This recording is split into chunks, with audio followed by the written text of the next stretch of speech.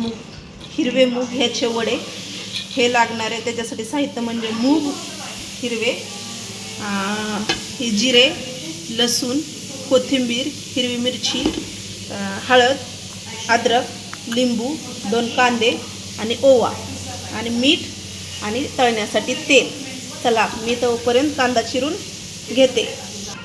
हे बघा मी त्याच्यात लागण्यासाठी जे वाटण आहे ते तयार करते. लसूण, मिरची, अद्रक, जिरे आणि ओवा हे सगळं मी एकत्र वाटून घेते. ते वाटण करून झाले. आता हे आपण वाटून घेऊया अख्खे मूग. ते पण जास्त पातळ नाही करायचे, म्हणजे जास्त जाडसर वाटायचे हे मूग आपल्याला. मी हे वाटून घेते. म्हणूनच हे बघा मी हे चांगलं वाटून घेतले, म्हणजे जाडसर वाटायचं होतं तसं वाटले. त्याच्यात घालूया आपण आता हळद थोडीशी. हे बघा आता त्याच्यात घालूया आपण हे वाटण, मिरची, ओवा, जिरे, लसूण आणि अद्रक ह्याचं वाटण. हे बघा सगळंच घालून घेते. त्याच्यानंतर घालूया आपण कोथिंबीर. त्याच्यात घालूया आपण हे कांदा, असा कांदा. हे बघा हे घातलं कांदा. आता थोडंसं आंबटपणा यावा त्याच्यासाठी मी घालते हा अर्धाच लिंबू. हे बघा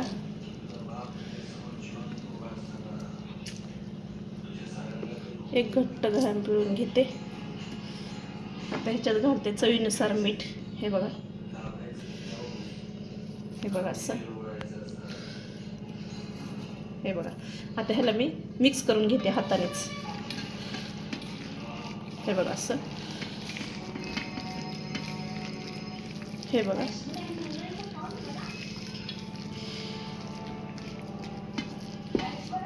असं त्याला चांगलं मिक्स करून घेतलं पाहिजे असं.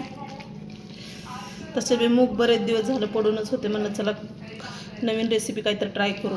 मग रात्रीचे मूग भिजत घालून त्याला चांगले मोड आले होते. असं मिक्स करून घेतले सगळं. बघा हे बघा मी कढई ठेवली गरम करायला. आता त्याच्यात आपण घालूया तळण्यासाठी तेल. तेलाचं प्रमाण थोडंसं कमीच ठेवायचं. त्याला चांगलं कडकडीत गरम होऊ देते. आता हे बघा तेल चांगलं गरम झालंय. त्याच्यात थोडंसं सोडून बघते आणखीन. हे बघा आता आपण ह्या आकाराचे वडे करून घेऊयात. हे बघा असे.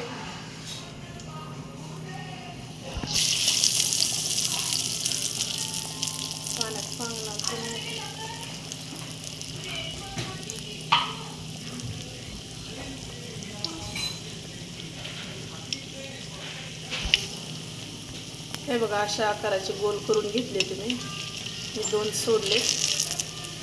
हे बघा असे. त्याला चांगले फ्राय करून घेते मी आता. हे बघा असे. त्याला चांगले लाल होऊ द्यायचे. आजकालची पोरं कडधान्य म्हणून खातच नाही, त्यासाठी असं काहीतरी उपाय करायला लागतो त्यांना. वडा, भजी, बाहेरचं सगळं स्नॅक ते आवडतं त्यांना. स्नॅक्स आहे तर तसलं काय आवडतं काय माहिती. चटर बटर. आमच्या वेळेस तर आजी आम्हाला असं काहीतरी घरातलं साहित्यातून करून द्यायची. खाण्यात पण मज्जा असायची वेगळीच त्यावेळेस. हे बघा चटर बटर खाण्यातच पोरांना आजकालचं आहे. कुठं पिझ्झा खा, कुठं बर्गर खा. आमच्या वेळेस तसं काही नव्हतं. हे बघा असं मस्त फुलायला लागलेत. चांगले फुटलेत बघा. हे मस्त लालसर झाले ते. हे बघा हे झालेत. मी ह्यांना काढून घेते.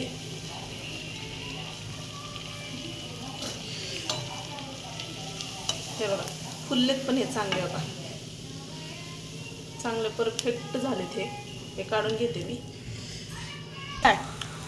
हे बघा मी असं तळून घेते. ह्याला चांगलं तळलं पाहिजे, ते मधलं कच्चं राहतं नाही तर ते.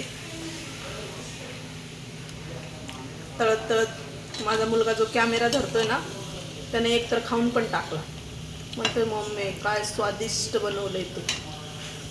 काय छान बनले, कितना अच्छा बनाया. तसं सारखं चालूच असतं. जे मी डिश बनवते ना ट्रायल त्याचीच असते पहिली. हे बघा असे लाल होऊ द्यायचे चांगले वडे, तरच ते खरपूस लागणार आहे, मधून पिठा राहणार नाही. हे बघा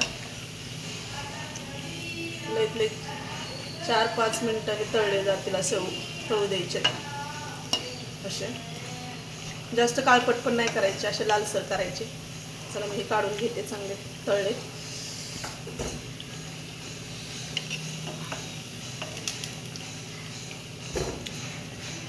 हे बघा असे असे. हे बघा मी आणखीन सोडले त्याच्यात, हे चांगले असे तळले पाहिजेत. माझ्या मुलांना आता खाऊन बघितलं तर म्हणतो छान झालेत. जो लिंबाचा रस आपण टाकला होता त्याच्याने जर आंबटपणा आलाय, त्याच्यामुळे छान लागायला म्हणतो. चला इथे तर पोचपावती मिळाली मला. तुम्ही पण करून बघा नक्की, मला पण पोचपावती पाठवा, कमेंट करून सांगा कसे बनवलेत ते. हे बघा ट्राय करून बघा. असे तर पोरं मुगाची भाजी खात नाहीत, त्याच्यामुळे मला त्याला हे ट्रीट करून बघूया आपण. त्यानिमित्तानं मूग सुद्धा पोटात जातील पोरांच्या, बरोबर आहे की नाही. मग तुम्ही पण अशा ट्रिक वापरून बघत जावा कधी कधी. हे बघा असं असं फ्राय केल्यानंतर छान आहे. ह्याचं जे मिक्सर होतं म्हणजे जे बॅटर होतं ते परफेक्ट झाले, त्याच्यामुळे हे तेलात पसरत नाही, छान बनवले.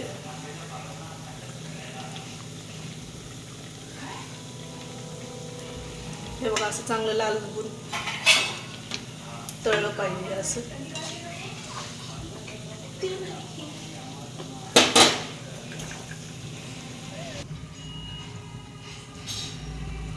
हे बघा असे मस्त हे चांगले तळले गेलेत. हे बघा चांगले मधून सुद्धा हे तळले गेलेत. चला मग याला मी काढून घेते आता. हे बघा मी करून घेतले अख्ख्या हिरव्या मुगाचे वडे.